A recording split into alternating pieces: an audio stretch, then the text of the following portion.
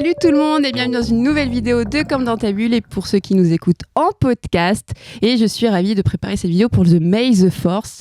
Et pas de surprise, mais on va parler de Star Wars. Et je pense que je suis très bien accompagnée aujourd'hui avec Renaud Roche et Laurent Pman. Comment ça va ? Bonjour, ça va bien. Bonjour. Très bien. Faut pas être stressé, hein. Non. Ça va être cool, hein. Est-ce que vous voulez peut-être, avant qu'on rentre dans le vif du sujet, vous présenter un petit peu et puis évidemment vous êtes aussi là pour en fin de vidéo parler de Les Guerres de Lucas, énorme succès, édité chez Daman Édition. Donc voilà, déjà, est-ce que vous pouvez un peu vous présenter ? Vas-y. Alors, je suis Laurent Pman, le scénariste de ce roman graphique, Les Guerres de Lucas, qui retrace le parcours de George Lucas dans la création du premier film de Star Wars. Super. Et moi, je suis Renaud Roche, je suis donc le dessinateur des Guerres de Lucas et très heureux d'être là. Super. Voilà. Donc Laurent l'a pas dit, donc ça veut dire qu'il est pas heureux. Ça vaut pour nous deux, ça marche. Est-ce que déjà vous pouvez un peu me dire quel type de passionné, quel type de fan de Star Wars vous êtes ? Comment ça se traduit au niveau... Psychotique, non, pardon. Comment ça se traduit je pense que c'est aussi... Enfin, en ce qui me concerne, c'est par phase. Okay. Il y a eu des phases, on va dire, plus hystériques. Il y a eu des phases plus distantes. Je suis, je pense, dans la phase de raison. C'est-à-dire qu'il y a toujours, bien sûr, énormément d'affection, de curiosité. Mais j'ai fait aussi un peu, parfois, mon deuil de... Comment dire, de ce que peut devenir et comment va évoluer finalement cette franchise. C'est pas du tout à cause de Disney, non ? On en parlera. Alors, non, mais c'est-à-dire qu'en gros, je pense qu'on est maintenant dans quelque chose qui est plus de l'ordre du patrimoine et qu'il faut le traiter comme tel. Donc, c'est-à-dire qu'en gros, c'est vraiment très agréable toujours de plonger dans cet univers et de découvrir parfois de nouveaux récits. Mais on ne peut plus attendre, je pense, de cette saga qu'elle nous transforme complètement notre perception de la narration, du cinéma, ou même à travers d'autres médiums. Et c'est juste que voilà, le statut a changé. Ouais. Et du coup, les attentes ont changé. Et du coup aussi, moi, j'ai revu un peu mes attentes, entre guillemets, à la baisse. Ouais. Parce que et donc du coup je suis plutôt bon client parce qu'en fait je prends du plaisir quand même à toujours me replonger dedans et j'ai du recul. Parce que c'est pas l'adage aussi de gros succès de pop culture comme Tolkien avec Les Seigneurs des Anneaux où il y a eu la série et donc évidemment qui a moins marché aussi. Peut-être que c'est ça, c'est le temps qui passe, la génération de fans qui évolue. Et puis nous aussi on change, hein, c'est sûr. C'est je pense parfois peut-être une erreur de perception qu'ont pu faire la première génération quand ils ont découvert les préquels notamment, qui se sont sentis quasiment trahis, ça a été quand même assez violent, alors que peut-être qu'il fallait aussi prendre ça comme de façon, on va dire, plus distance en disant, voilà, je suis plus vraiment la cible de ce genre de film. Ouais. Et soit j'arrive peut-être à me mettre plus ou moins dans l'état d'esprit nécessaire pour pouvoir en profiter quand même, ou alors je risque d'être laissé sur le côté en fait et c'est un peu ce qui s'est passé mais on voit qu'il y a une nouvelle génération en revanche de gamins qui l'ont vu à l'époque, qui ont vu les préquels et qui sont complètement accros. Complètement. Et toi Laurent ? Oui, moi je suis plus un fan nostalgique, c'est-à-dire que j'ai grandi avec la saga d'origine et j'ai suivi ensuite tous les films et l'enthousiasme décline forcément avec la nouvelle trilogie. Comme le disait Renaud, on voit ses espérances à la baisse, mais on garde toujours l'espoir que peut-être la franchise soit confiée ponctuellement à des réalisateurs plus indépendants qui pourraient créer un film sans comité de lecture, sans révision, etc.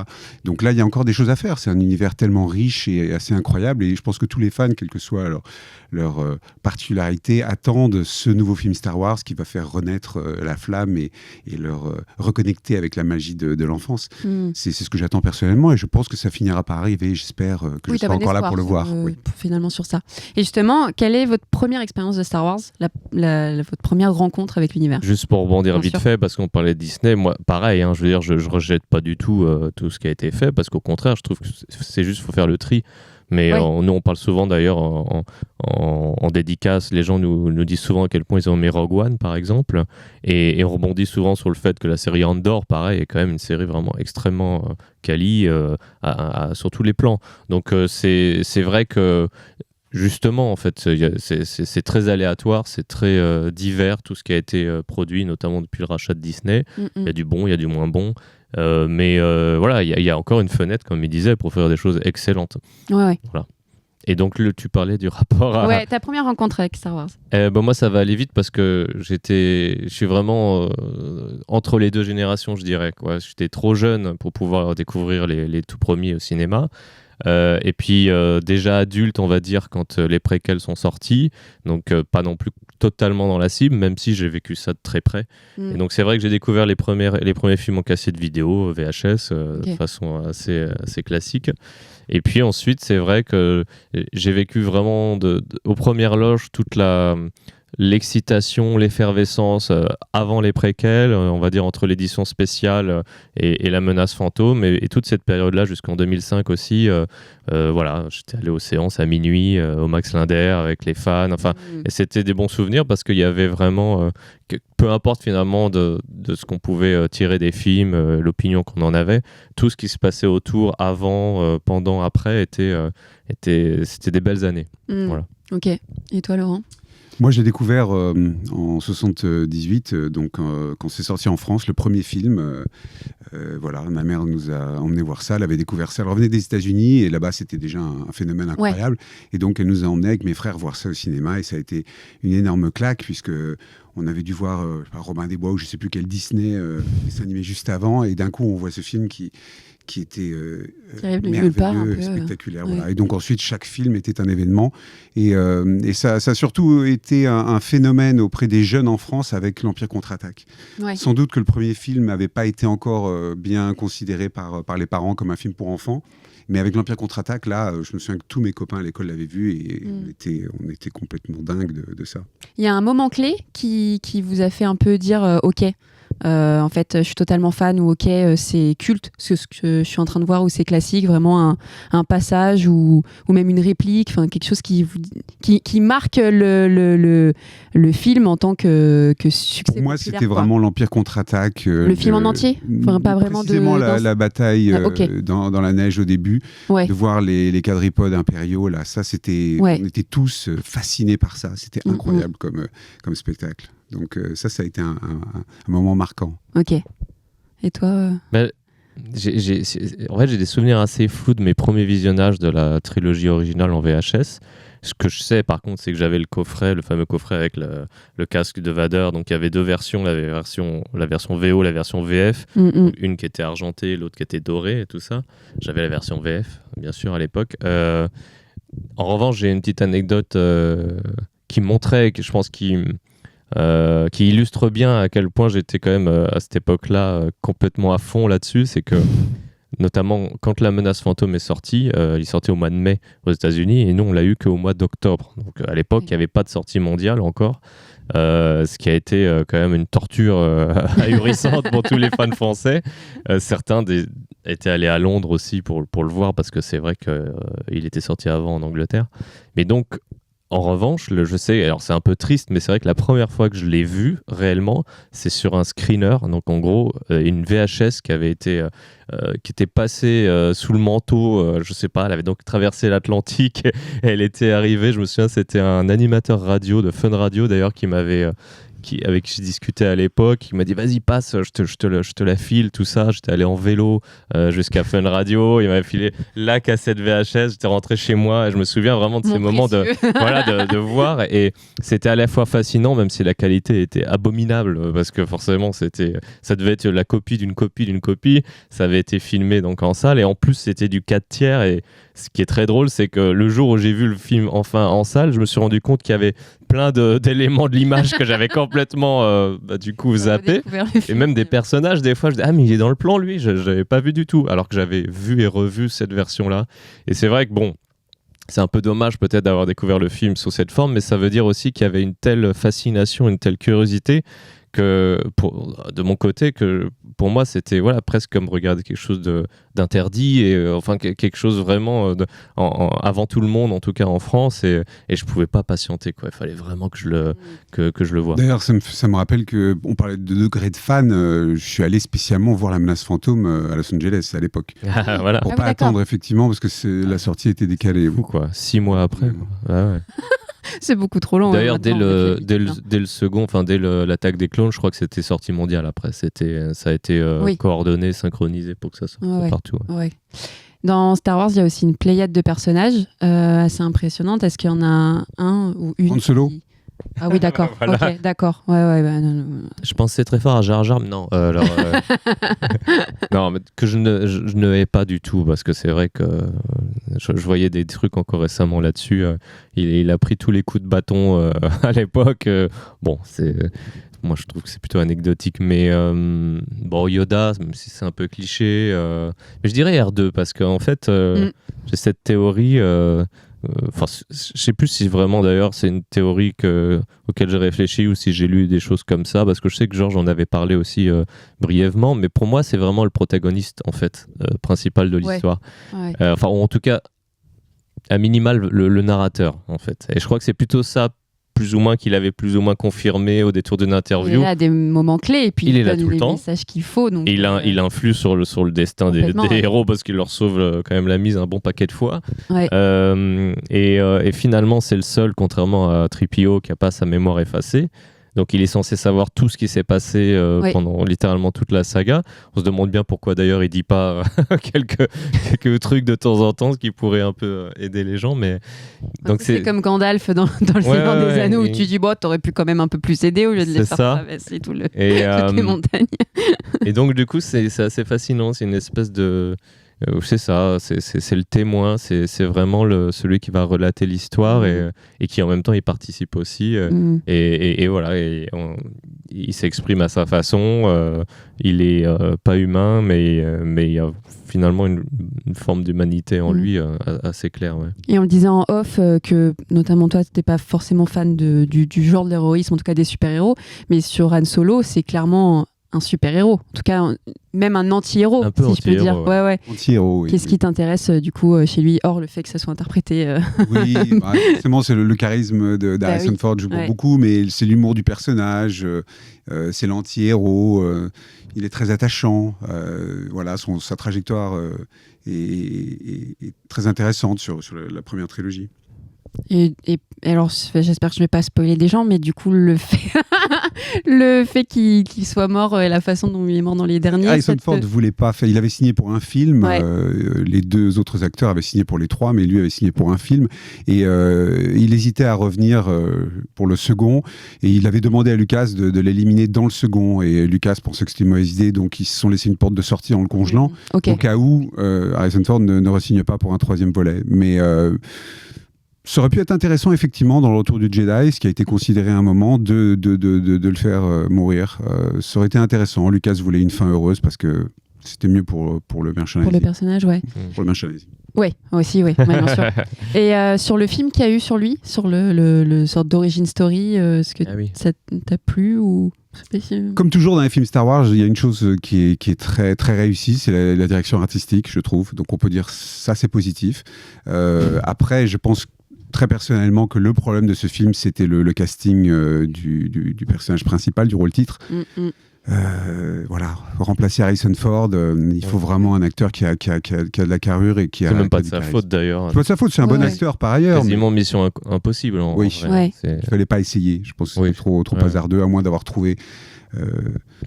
vraiment réincarnation. Mais c'est là où c'est l'aspect fan est aussi compliqué, parce qu'on est tellement attaché au personnage et à fortiori à l'acteur ou à l'actrice qui l'interprète, donc on laisse pas beaucoup de possibilités, on laisse pas beaucoup de chance par moment à d'autres possibilités. C'est un peu dommage. Non, c'est sûr, mais c'est toujours pareil. En fait, on sent que quand Disney a racheté, ils ont vraiment lancé des tas de projets en parallèle, un peu en mode on teste des choses, on verra bien ce qui fonctionne ou pas. Un peu à la façon d'investisseurs, en fait, qui vont aller prendre des billes dans plusieurs startups, en gros. Et puis, ils savent qu'ils vont perdre de l'argent sur certaines, mais il y en a une qui va peut-être exploser. Et malheureusement... Je pense qu'artistiquement, c'est pas la façon la plus judicieuse de procéder parce que il faut mieux avoir une vision globale, prendre un peu de temps pour réfléchir où on veut aller. Ils ont peut-être commencé à le faire finalement dans ce hiatus qui a été imposé de fait à cause des déceptions liées notamment à l'épisode 9 et à la fin de la saga. Voilà, ils ont fait plutôt des séries. Bon, faut voir où ça va, mais c'est vrai que est-ce que c'était si urgent que ça de faire un film sur l'origine de Solo? Je sais pas. Il y avait peut-être d'autres choses à explorer. Bon. Moi, je le compare un petit peu au Joker. Le fait de faire un film et d'expliquer vraiment tout ce qu'il fait Dan Solo, c'est-à-dire vraiment son habit, la rencontre avec le Falcon Millennium. Origin Story. Ouais. Bah, ça gâche un peu de mystère, comme on a voulu expliquer 10 000 fois d'où vient le Joker, alors que c'est pour ça aussi qu'on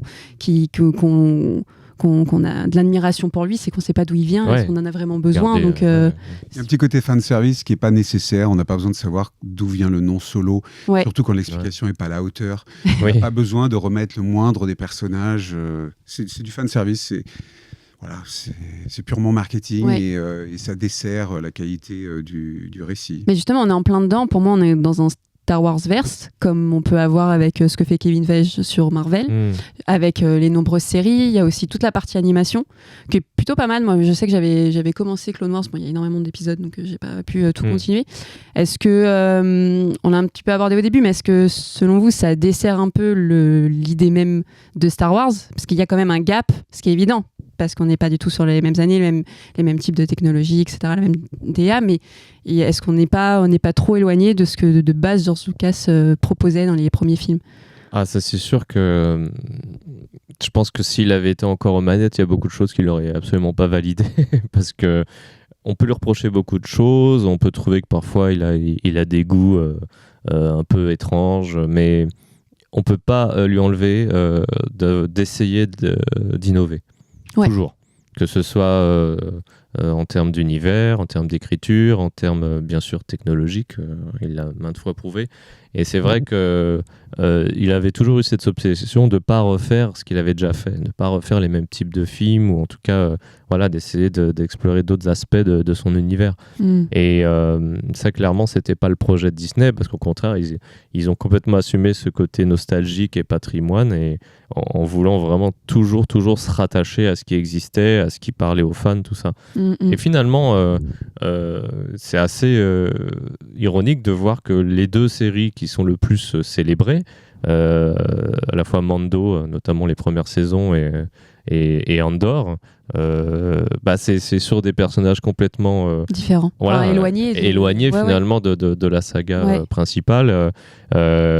Certes, Mando, c'est inspiré de Boba Fett, c'est un dérivé, mais en tout cas c'est des nouveaux personnages. C'est là où on voit l'esprit plus de Star Wars que dans d'autres séries. Sans doute parce que les créateurs qui ont bossé là-dessus ont eu plus de liberté aussi, vu que c'était moins sensible que quand on doit traiter de personnages comme justement Han Solo ou les Skywalker et tout ça. Et donc je pense que peut-être qu'ils leur ont un peu foutu la paix, qu'ils ont eu plus de liberté créative et que finalement ils ont peut-être au final mieux saisi ce qui est l'essence de Star Wars à la fois sur le plan narratif et visuel. Ouais. Oui, non, d'accord. Ouais. Est-ce que du coup dans les dernières séries il y en a une qui vous a un peu plus marqué, vous avez plus apprécié? Tu citais notamment Andor. Ouais, surtout qu'Andor j'en attendais mais strictement rien en fait. C'est ça. C'est que moi j'ai bien aimé Rogue One, mais c'est vrai que particulièrement ce personnage-là de Cassian Andor, il m'avait laissé complètement de marbre. Je trouvais qu'il était un peu froid et j'avais pas réussi à développer de l'empathie pour lui. Et c'est vrai que donc c'était un gros challenge de miser sur lui. Mais en fait, c'est vrai qu'en plus, ce qui est intéressant dans cette série, c'est peut-être la série la plus politique qui a été faite depuis longtemps autour de Star Wars. Je veux dire, Star Wars, ça reste quand même l'histoire d'une rébellion contre un empire qui oppresse une galaxie entière. Donc, à la base, il y a quand même ça, même si, bien sûr, il y a la dimension familiale, oedipienne et tout ça. Et là, vraiment, c'est un concept très simple. Comment une espèce de petit de petits bandits, on va dire, en tout cas quelqu'un qui pense un peu qu'à sa gueule, va s'engager politiquement dans une résistance. Un peu du Han Solo aussi, voilà, ce personnage-là. Il y a ça, mais développer plus dans la longueur, parce que la série est quand même assez copieuse, et donc on voit vraiment une progression, c'est très progressif justement. Ça que je trouve qui est intéressant, c'est que c'est vraiment pas du jour au lendemain, et il va se dire il y a toute une partie, pareil, je veux pas trop spoiler, mais toute une partie de la saison où en gros le gars il fait un coup, et puis après il veut juste aller prendre du bon temps à la plage, en gros, quoi. C'est ça le truc, la résistance, tout ça, la rébellion, il n'en a rien à faire. Donc tout ça vient vraiment de façon très progressive, et c'est vraiment la construction d'une conscience politique dans cet univers-là, mais qui est un thème universel. Oui, complètement. Pour terminer sur les films, je pensais à cette question-là, parce que c'est aussi un sujet qui me touche. Est-ce que vous avez un peu un avis sur l'évolution des personnages féminins dans Star Wars ? C'est pas une question piège, mais... Tu veux que je réponde ? On commence avec la princesse Léa, qui est un personnage féminin très très fort, très bien écrit, qui est vraiment un exemple, un personnage très en avance sur son époque dans l'écriture. Mais peu habillé parfois.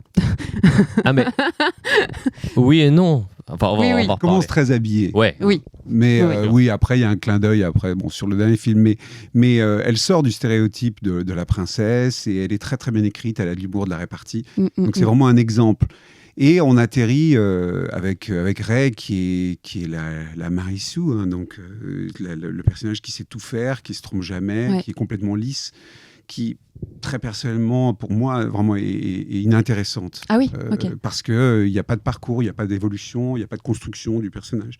Elle sait déjà tout faire. Elle n'a pas de faiblesse. Et elle maîtrise la force très rapidement, son parcours, quand on a vu la difficulté que ça pouvait représenter précédemment.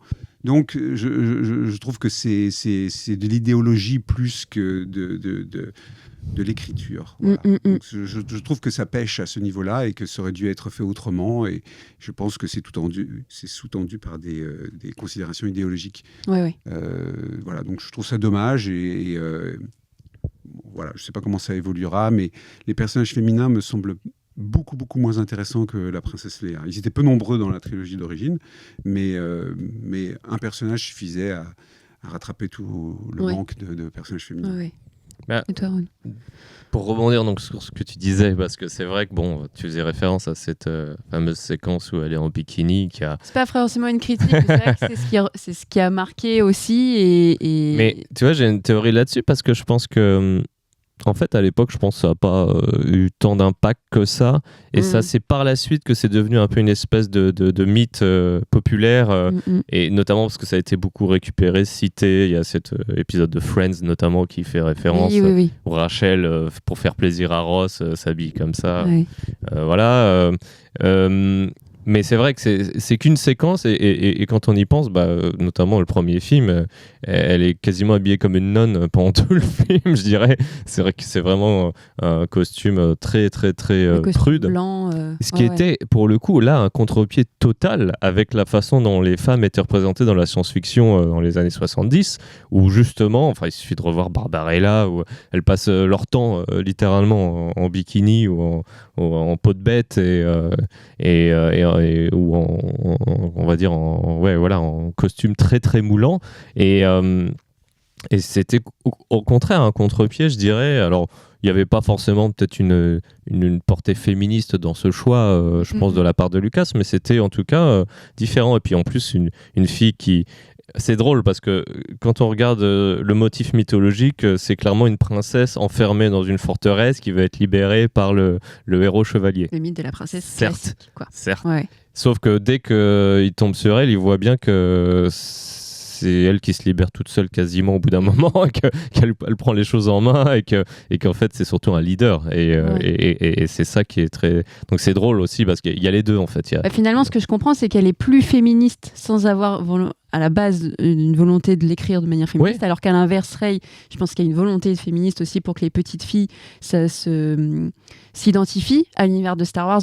J'avais beaucoup lu aussi qu'il y avait énormément de cosplay de Rey ensuite en convention et de petites filles qui s'y retrouvaient parce que dans les derniers films, elles ne savaient pas vraiment... C'est pour ça, là, je suis en revanche un peu moins dur que Laurent à ce sujet-là. Je trouve pas que le personnage soit si problématique en soi. Je pense que par contre, effectivement, il y a des problèmes d'écriture, mais qui sont à l'échelle de la nouvelle trilogie, de toute façon.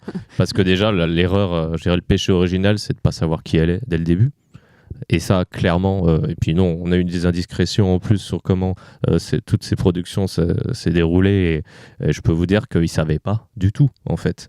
Ils avaient certainement quelques idées vagues, quelques pistes, mais c'était clairement pas décidé au moment où ce personnage a été créé.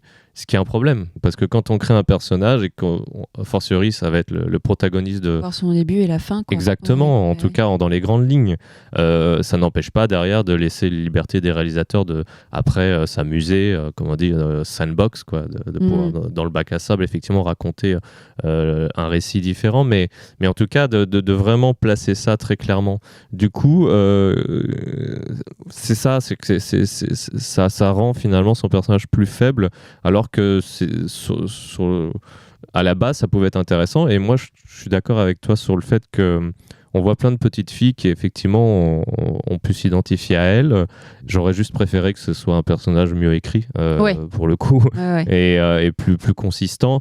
Mais pareil, je trouve, j'ai de l'affection pour l'actrice. Je trouve qu'elle fait du bon boulot en soi. Je veux dire, c'est pas évident du tout. Il doit y avoir une pression. On sait que tous les protagonistes, enfin les acteurs principaux qui ont joué dans Star Wars, parfois ont eu des fortunes diverses sur la réception de leur performance, hein, et on voit que le pauvre Hayden Christensen en a pas mal bavé à l'époque, et maintenant finalement il y a une espèce de réhabilitation, notamment de la part des fans, parce que pareil, les fans ont grandi, donc je sais pas, c'est intéressant de savoir, on en parle souvent entre nous, de se dire tiens, ces films-là qu'on considère nous à titre personnel beaucoup plus faibles que les anciens. Dans quelques années, comment ils seront perçus. Comment ils seront perçus, les enfants d'aujourd'hui, quand ils prendront la parole, quand ils auront une vingtaine d'années, qu'est-ce qu'ils diront et comment ils analyseront tout ça. Je pense qu'ils seront conscients des faiblesses qui sont, je dirais, patentes, qui sont structurelles même, je dirais, dans la construction de l'histoire. Mais voilà, il y a sans doute beaucoup de choses à sauver, et je serais très curieux de voir comment ça va changer par la suite, évoluer.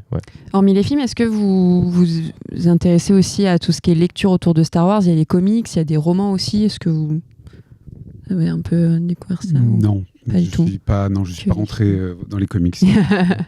Comics, pas vraiment, même si à l'époque, c'était plus justement dans fin des années 90, dans cette période qui était assez excitante, parce que voilà, l'univers étendu avait été vachement développé par Lucasfilm et par Lucas, justement dans l'attente de nouveaux films.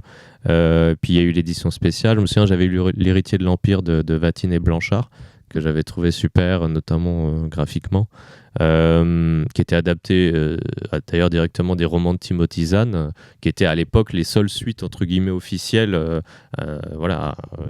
après le retour du Jedi en fait.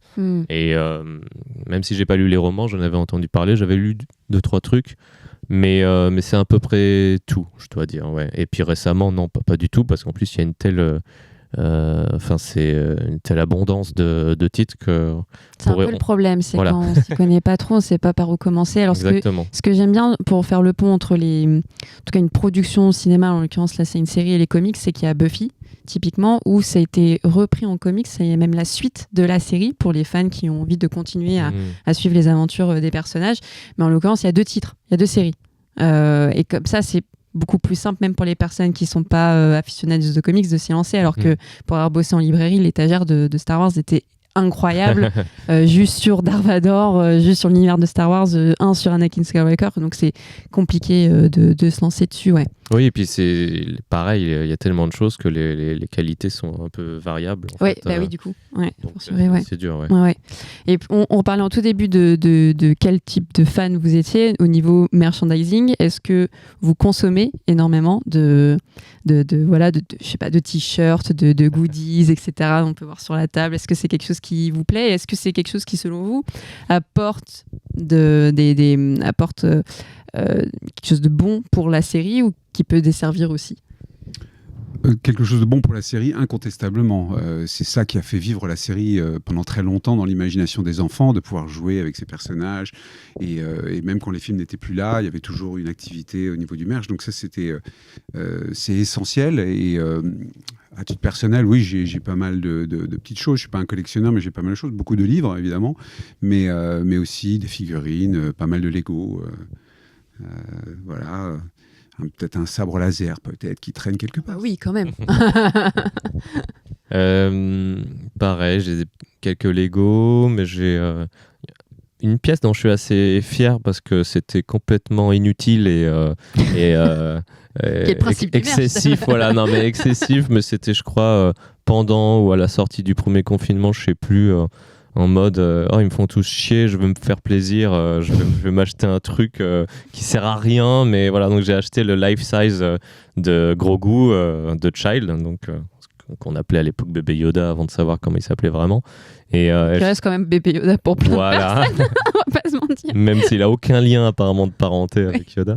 Mais c'est vrai que c'était, je suis toujours très, très heureux de l'avoir parce que c'est taille réelle. Donc il y a quelque chose, je trouve, encore. On n'est même plus dans le jouet, entre guillemets. On est vraiment dans la figurine, d'ailleurs, de très, très grande qualité. Ça m'a coûté un petit peu d'argent, d'ailleurs, je dois dire. Surtout de le faire venir en import. Et je pense que la douane m'avait bien savaté au passage.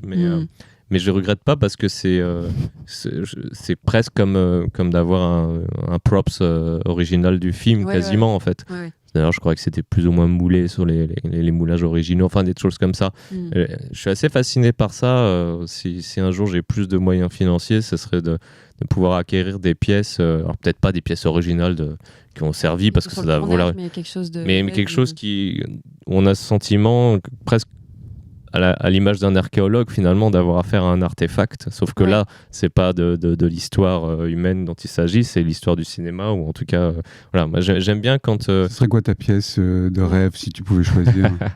Ah voilà, si c'était une pièce originale en plus, c'est compliqué. Peut-être le fauteuil de l'empereur pour pouvoir frimer. Non, ça faut avoir de la place. Dès que je recevrais tous les gens chez moi, voilà, de tourner de dos et puis je me tournerais vers eux comme ça. Alors, un peu The Voice, attention.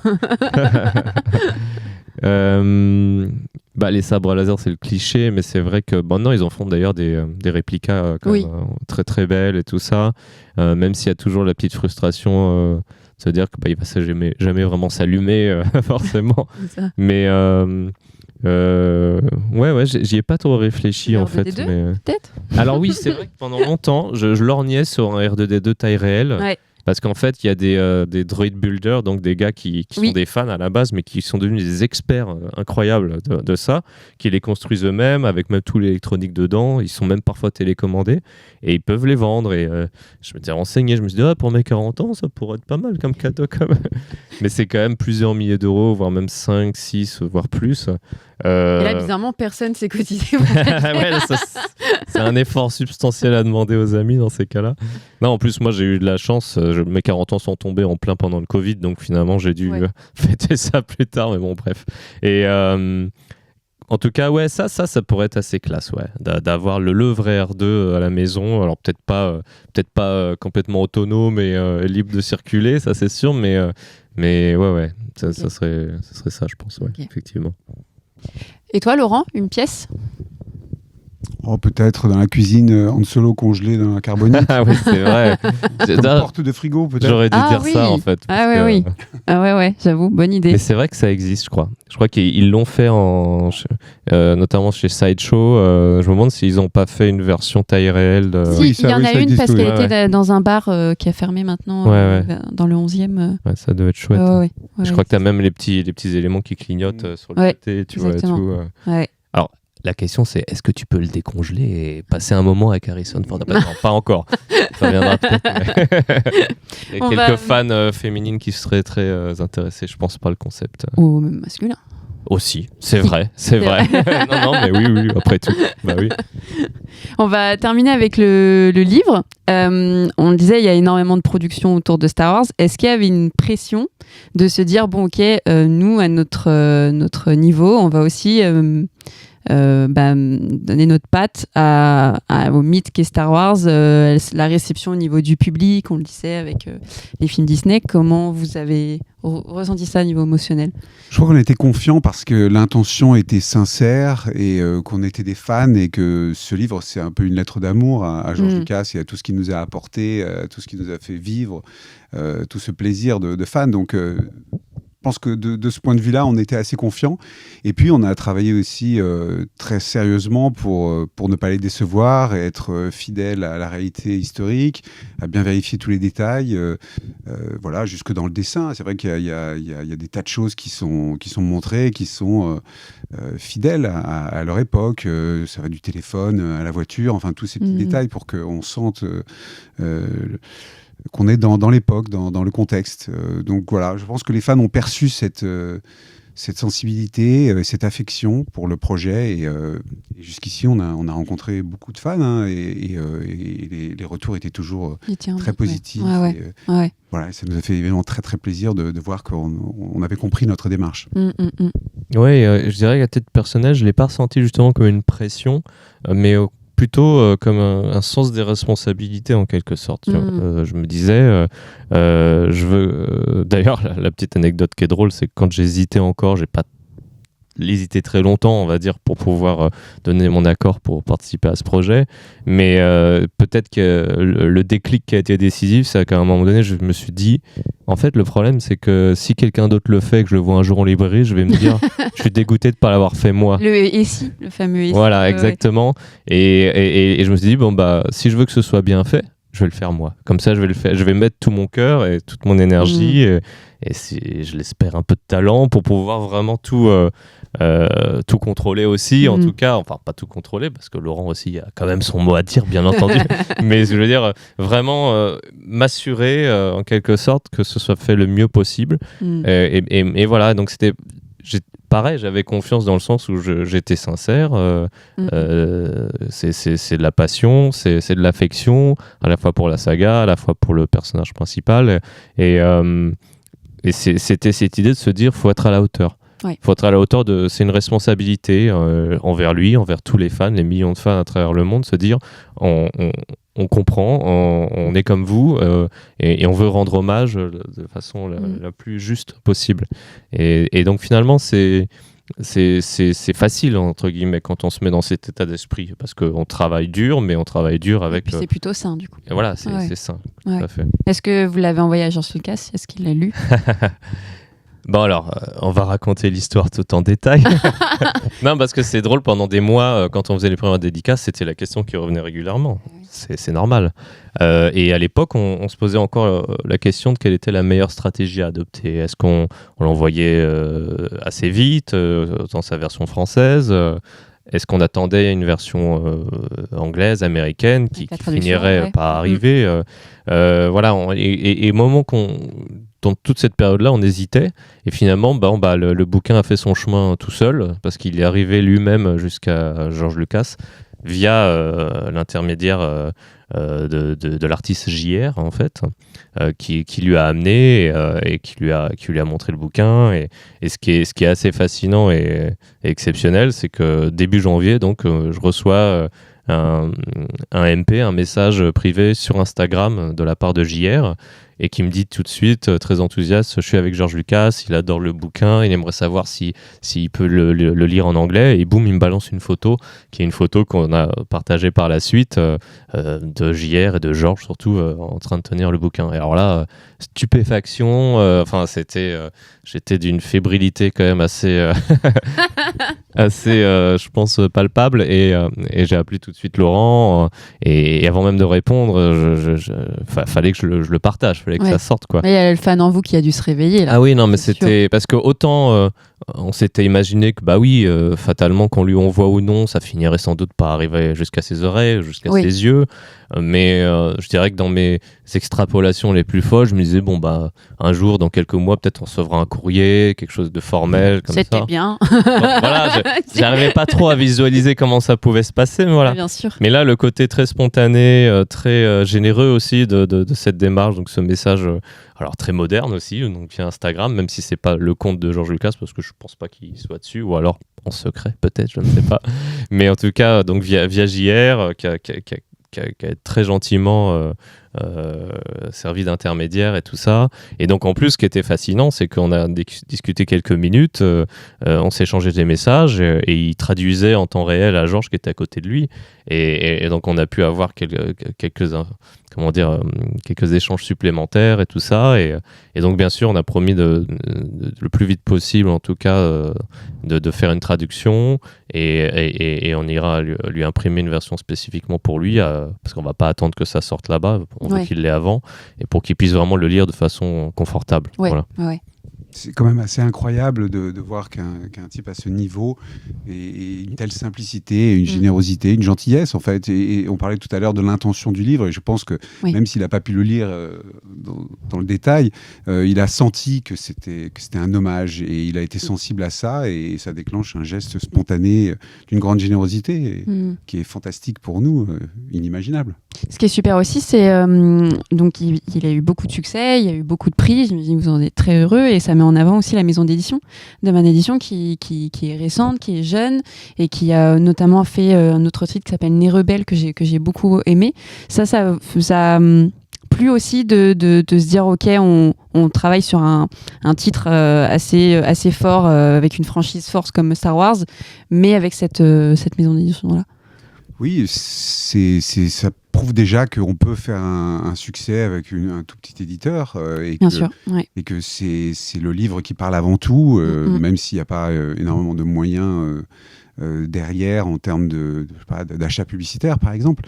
Mais le livre a été bien défendu par l'éditeur et la communication et donc il a rencontré son public et à travers les libraires qui ont aussi soutenu le livre dès le départ.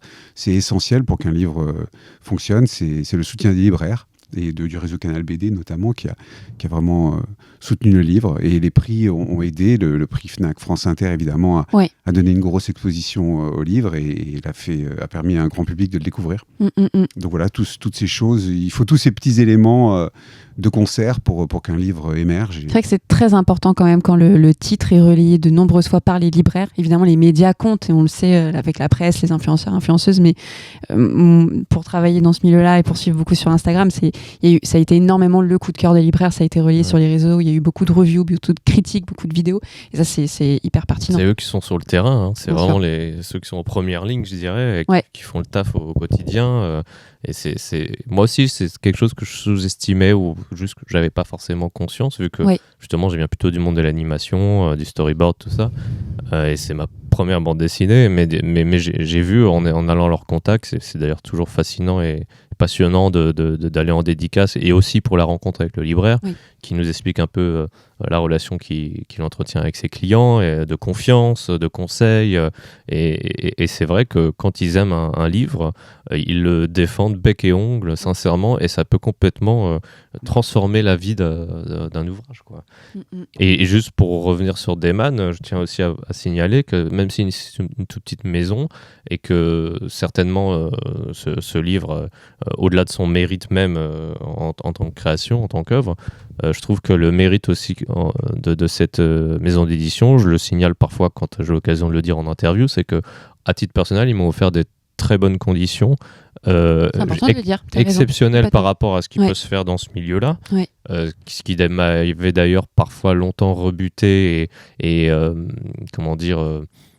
fait hésiter à plonger dans cette carrière, parce que moi je rêve de faire de la BD depuis tout petit, mais c'est vrai que quand je voyais la précarité qui est inhérente à ce milieu, c'était clairement pas très engageant. Et donc être une petite structure certes, mais quand même avec des valeurs et une vision saine par rapport à ça, une conscience de que les artistes doivent être rémunérés honnêtement et doivent être soutenus, et l'idée de faire ça au mieux, quoi. Ouais. Donc le mérite, il est là aussi. Il n'est pas que sur je dirais la qualité intrinsèque des projets que chacun peut juger, mais aussi sur la démarche globale. Voilà. Si. Ouais. Exactement.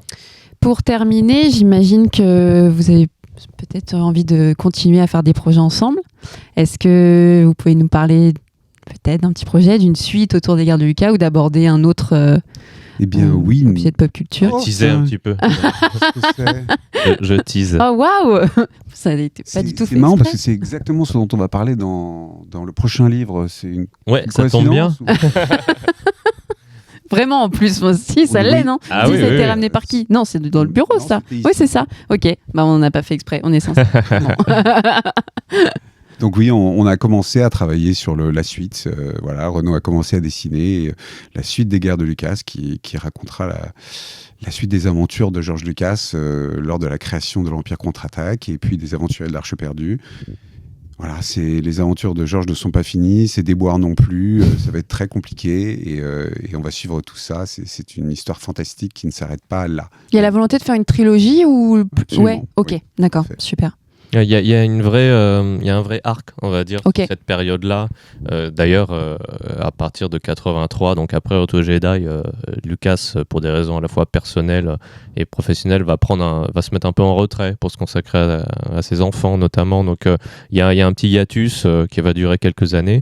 Et donc c'est vraiment ce parcours du petit mec, voilà, qui débute dans le cinéma, un peu en opposition au studio, et puis qui arrive à bâtir son empire pour le coup, et notamment tout ce qui est autour du Skywalker Ranch et tout ça aussi, au-delà des films, il y a tout ça aussi, et donc finalement il y a quelque chose d'assez clair, en fait, un arc assez clair qui se termine en 83, et qui sont à nos yeux le plus intéressant, parce que même si bien sûr il y aurait plein de choses à raconter sur ce qui va se passer par la suite, c'est déjà autre chose, c'est plus la même époque, c'est plus le même homme, c'est plus le même statut aussi, et là en fait sur le premier bouquin, c'est vrai que l'histoire se suffit à elle-même, hein. Il y a vraiment un arc aussi assez clair, et on a la sensation qu'à la fin il a gagné, et que ça y est, il est au sommet, sauf qu'en fait ce que les gens ne savent peut-être pas tout le temps, c'est que c'est une victoire très temporaire, et que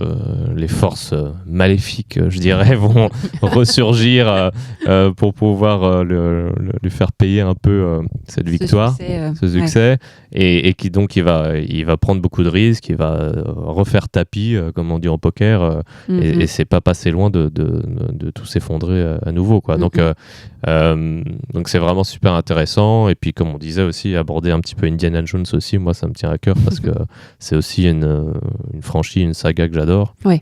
Et donc beaucoup d'Harrison Ford a priori dans le tome 2. Bah super. Que demande le peuple. C'est ça, clairement. Bah merci beaucoup, c'était passionnant. Merci. Cet échange avec vous. J'espère que ça vous a plu, parce que je sais Ouais. que vous avez fait un marathon d'interviews. On peut faire 2 heures de plus si vous voulez. On peut y Ah non, aller. mais oui, mais moi aussi, sur des sujets comme ça, on peut plus s'arrêter. Mais après, ma productrice va pas être contente, parce qu'il y aura beaucoup de montage, etc. Mais en même temps, ça vaut le coup, parce que la vidéo, elle va être trop bien. Le podcast, il va être trop bien. Je vous remercie pour vos écoutes. Je vous dis à bientôt dans une nouvelle vidéo. Et puis surtout, n'hésitez pas à découvrir Les Gardes de Lucas si vous ne l'avez pas encore fait, aux éditions de Man Édition. Et puis, pour la suite, on se tiendra au courant. Ah On oui. relaiera ça. Merci. Merci.